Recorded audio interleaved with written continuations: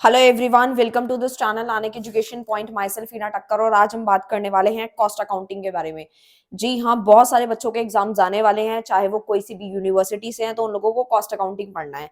So cost accounting का playlist already बन चुका है, उसमें काफी सारी चीजें मैंने करवा दी हैं, काफी सारे चैप्टर्स करवा दिए हैं, इंपॉर्टेंट क्वेश्चंस भी दे दिए हैं, प्रीवियस पेपर भी डिस्कशन हुआ था, तो वो जाके चेकआउट कर लेना। और हम लोग ये जो मटेरियल वाला जो हमारा यूनिट नंबर 2 चल रही है, उसका आगे का जो चैप्टर है उसको फर्दर कंटिन्यू कर रहे हैं और जल्दी से जल्दी सिलेबस करवाने की कोशिश कर रही हूँ। हम लोग दिन रात वीडियोस बना रहे हैं ताकि आप लोगों के जो पेपर्स हैं, जो भी किसी भी यूनिवर्सिटी के हैं, और हर एक सब्जेक्ट का वन शॉट आप तक पहुंच पाए, इंपॉर्टेंट क्वेश्चन पहुंच पाए, नोट्स आप तक पहुंच पाए, इनकी पूरी की पूरी तैयारी चल रही है ताकि आप लोग जो है एग्जाम्स में अच्छा मार्क्स स्कोर कर सके और आपको हर एक वीडियो लेटेस्ट सिलेबस के अकॉर्डिंग पहुंच पाए। तो आपको करना कुछ नहीं है, सिर्फ लाइक करना है, वीडियो को शेयर करना है अपने फ्रेंड्स तक, और कमेंट्स करने हैं ज्यादा से ज्यादा, और पढ़ाई तो करनी ही है। तो आओ फटाफट स्टार्ट करें।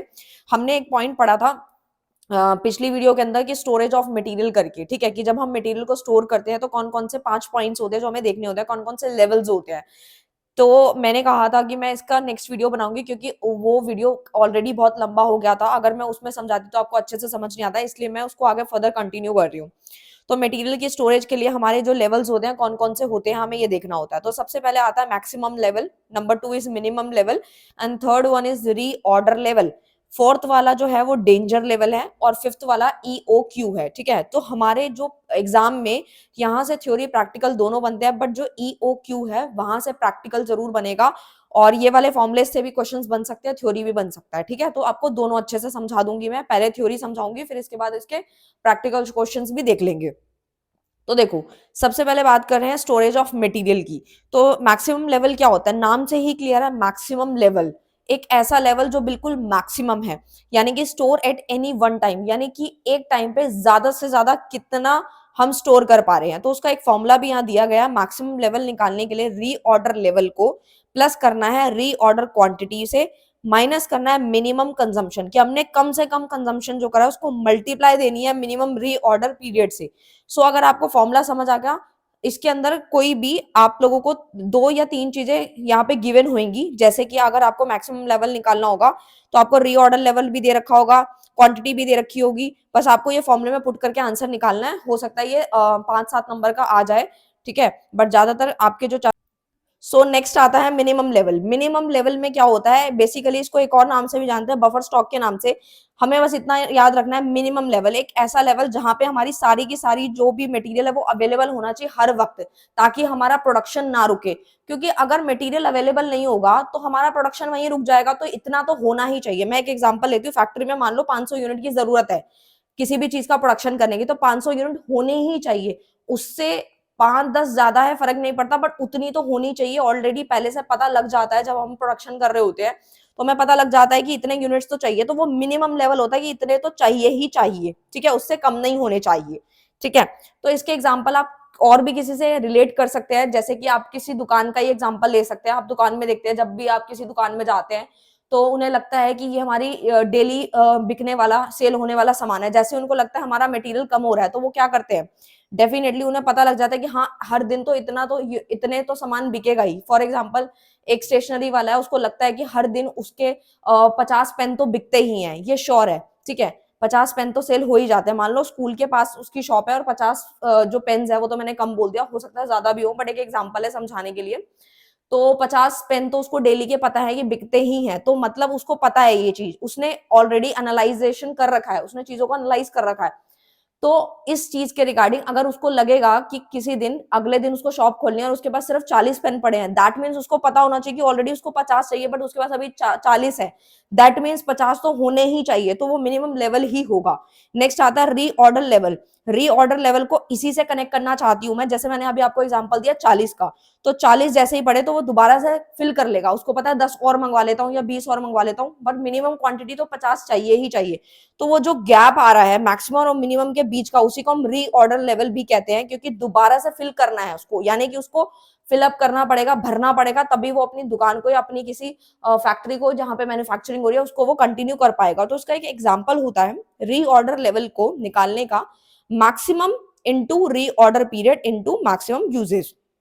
यानी कि हम दोबारा से समझते हैं फॉर्मूला। मैक्सिमम रीऑर्डर है, ठीक है, ये मैक्सिमम है, ठीक है, मैक्सिमम मैक्सिमम रीऑर्डर पीरियड को मल्टीप्लाई देनी है मैक्सिमम यूजेस से, तो हमारा रीऑर्डर लेवल निकल जाएगा। यानी कि जैसे उसको लगा कि 40 जो है पेन है लेकिन 50 चाहिए, तो 10 वो और फिल कर लेगा। ऐसा नहीं है सिर्फ 10 करेगा, और भी कई दिन के फिल कर लेगा। बट मेरा कहने का मतलब आप लोग समझ गए होंगे मैं क्या कहना चाहती हूँ, कि वो पहले से ही कम होने से पहले ही उसको फिल कर लेता है, तो उसी को रीऑर्डर लेवल कहते हैं, जो कि नाम से भी क्लियर है, ऑर्डर लेवल, रीऑर्डर लेवल, ठीक है, अगेन ऑर्डर, तो फिलअप कह सकते हैं, फिल करना। फिर आता है नेक्स्ट इज डेंजर लेवल, नाम से ही क्लियर है डेंजर लेवल, ये कोई ऐसा लेवल है जिसमें डेंजर की बात हो रही है, नाम से ही क्लियर है। तो इसका एक फॉर्मूला है, फिर मैं आपको अच्छे से समझाती हूँ ये है क्या। Average consumption multiply average delivery time, यानी कि जो हमारा एवरेज कंजम्पशन होता है उसको मल्टीप्लाई देनी है एवरेज डिलीवरी टाइम से।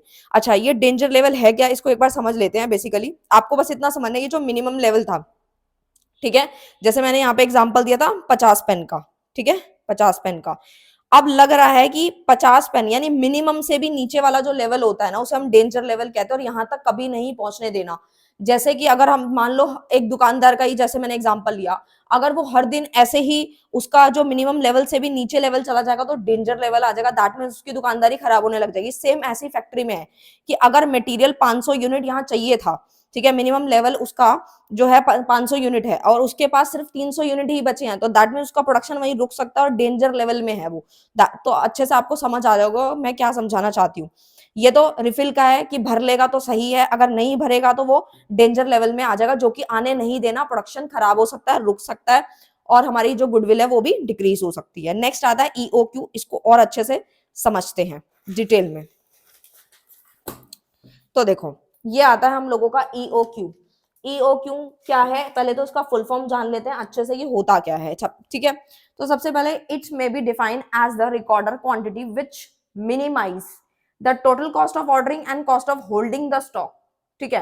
तो बेसिकली क्या है, मैंने यहाँ लिखा भी है, इसके पहले तो दो नाम आपको अच्छे से याद कर लेना, क्योंकि आपके एग्जाम में अगर ईओक्यू ना लिखा हुआ आया थ्योरी में, तो वो आपको ये भी बोल सकते हैं ऑप्टिमम और स्टैंडर्ड ऑर्डरिंग क्वांटिटी भी बोले तो भी इसका जो मतलब है वो ईओक्यू है, नाम से ही क्लियर है, इकोनॉमिक ऑर्डर क्वांटिटी। ये होता क्या है, बेसिकली क्या है ये, इसके अंदर होता क्या है कि जो कंपनी है बेसिकली कि कितना सामान खरीदे कि उसको मैक्सिमम टू मैक्सिमम प्रॉफिट हो, ठीक है।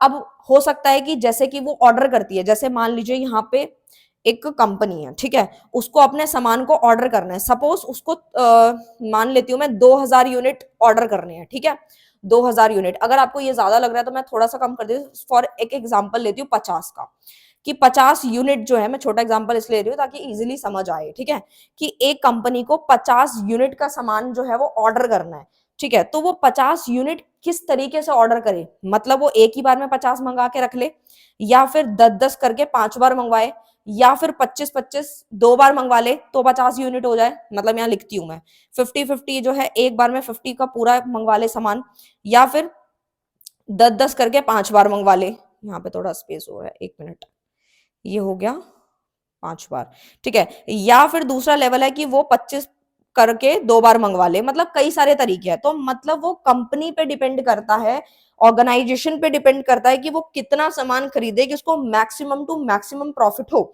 जैसे कोई भी कंपनी का सामान ले सकते हैं, जब जिस चीज का वो प्रोडक्शन कर रही है, जैसे कार है, कार के टायर्स का एग्जाम्पल हो गया, या आप पेन का ले सकते हो, मतलब कुछ भी एग्जाम्पल ले सकते हो आप इसका, ठीक है। तो उसको जितना प्रोडक्शन में जरूरत होगी तो वो उसके ऊपर डिपेंड करेगा, ठीक है। तो बेसिकली वो क्या होता है, ईओक्यू होता है। इसको दो तरीके से देखा जाता है, एक तो हम फॉर्मुला बेस्ड सॉल्व करते हैं, और एक को अभी ग्राफ की मदद से समझेंगे तो और अच्छे से समझ आ जाएगा, ठीक है। तो यानी कंपनी को मैक्सिमम फायदा होना चाहिए, जिसके लिए वो एक फॉर्मूला लगा के पहले कैलकुलेट करती है कि उसको कैसे मंगवाना ठीक रहेगा। ऐसा नहीं है कि उसके मन में आया कि हाँ भाई 50 यूनिट की जरूरत है, माइंड में आ गया, सोते सोते सपना आ गया कि नहीं भाई 5 बार मंगवाना है, ठीक है। बट ऐसा नहीं होता, फॉर्मूले के अकॉर्डिंग पुट करके देखेंगे, जो भी आंसर आएगा उसके अकॉर्डिंग ही हम लोग यहाँ पर ऑर्डर करेंगे। सो इकोनॉमिक ऑर्डर अच्छे से समझ आ गया आप लोगों को। इसमें दो चीजें होती हैं, one is ordering cost and second one is carrying cost. दो चीजें आ गई यहाँ पर, ठीक है। तो आपको ये अच्छे से समझना है कि दोनों चीजें किसके बारे में बात करती हैं, ठीक है।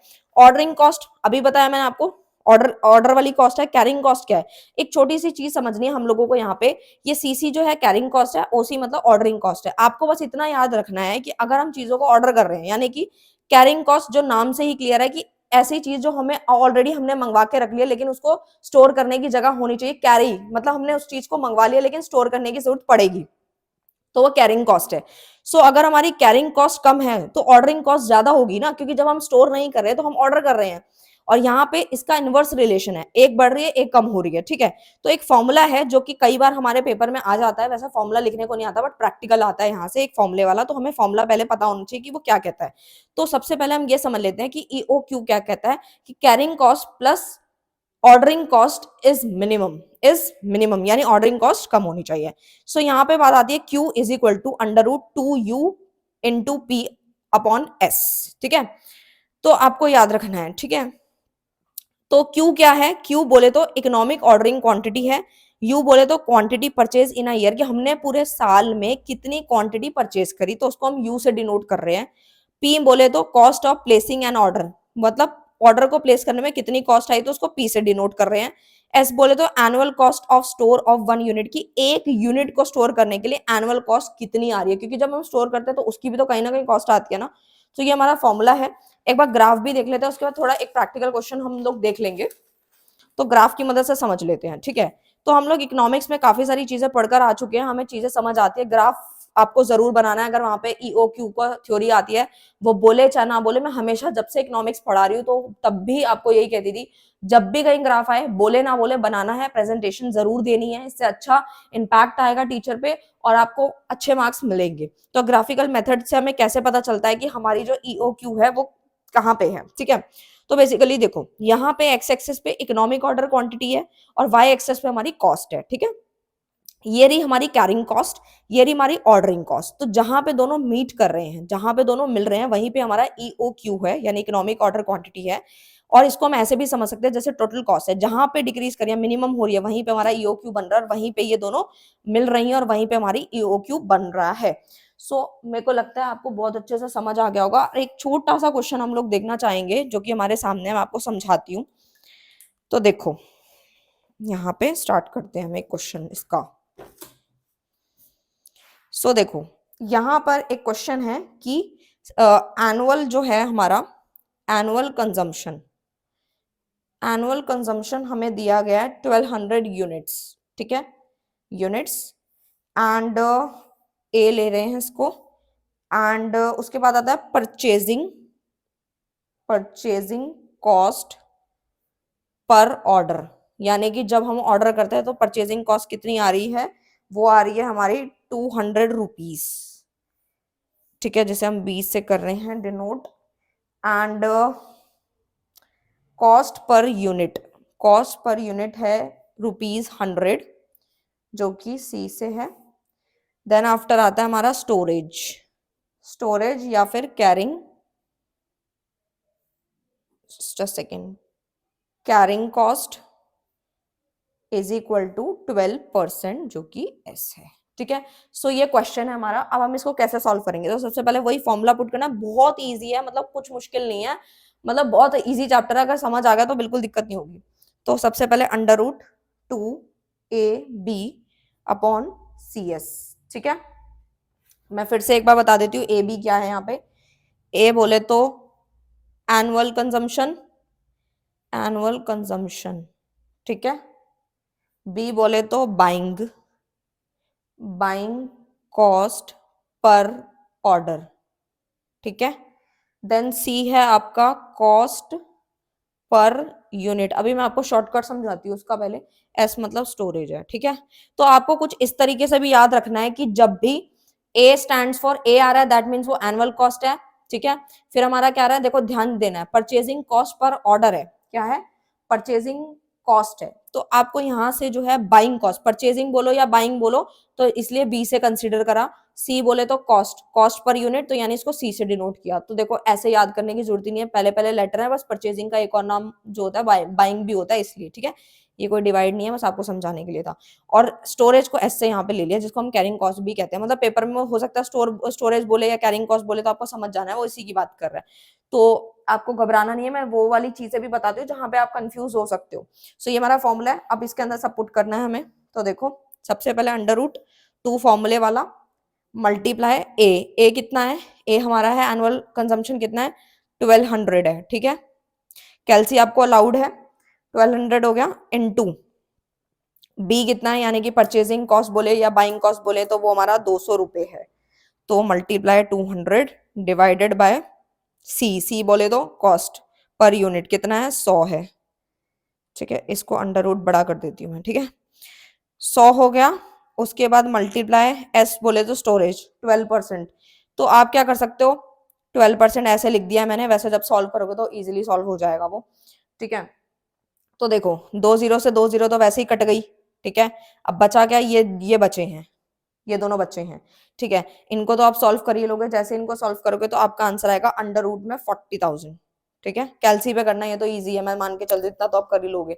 40,000 है, 40,000 आने के बाद आपको पता ही है क्या होता है, फैक्टर्स वगैरह निकालने होते हैं, लेकिन फैक्टर निकालने की जरूरत ही नहीं है, बस आपको स्टार्टिंग का पता होना चाहिए कि जो 4 है, बेसिकली अगर हम 4 का फैक्टर करेंगे, इतना तो सिंपल है, 4 का फैक्टर क्या बनेगा हमारा 2 ही बनेगा, ठीक है। तो 2 हो गया और 4 0 है, तो 2 के लिए 1 0 और 2 के लिए 1 0, तो 200 यूनिट आ गया, ठीक है, 200 यूनिट्स आ गया। तो यही हमारा क्या है, ईओ क्यू 200 यूनिट। तो बस हमें ना बस फॉर्मूला पता होना चाहिए, अगर हमें अच्छे से फॉर्मूला पता है ना तो हम कोई भी क्वेश्चन सॉल्व कर सकते हैं, चाहे वो कितना ही घुमा के हमसे पूछ ले, बट हमें आंसर आता ही होगा। सो इसी तरीके के क्वेश्चन है जो आपके प्रीवियस ईयर में पूछे गए थे, जो मैंने डिस्कस भी करे हैं आप लोगों से अच्छे तरीके से, और मैंने कोशिश करी है कि सारी चीजें कवर हो, और मैं कोशिश करूंगी कि 1 या 2 लेक्चर आएंगे जिसमें आपके सारे के सारे ये जो पूरा यूनिट है ना वो आराम से खत्म हो जाए। सो मैंने अच्छे तरीके से आपको समझा दिया है। अभी वीडियो को और लंबा नहीं करूंगी क्योंकि आप लोगों को थोड़ा सा टेंशन हो जाएगी कि हाँ एक ही वीडियो के अंदर सब बता दिया, बट स्टिल मैंने आप लोगों को करवा दिया है। कोई भी डाउट आता है, आपका अपना चैनल है, कमेंट कर सकते हो, और कोई वीडियो देखना चाहते हो किसी अलग टॉपिक पे तो आपका अपना चैनल है, आप कमेंट कर सकते हैं। मिलते हैं नेक्स्ट वीडियो में नेक्स्ट टॉपिक के साथ, तब तक के लिए bye bye, thank you so much.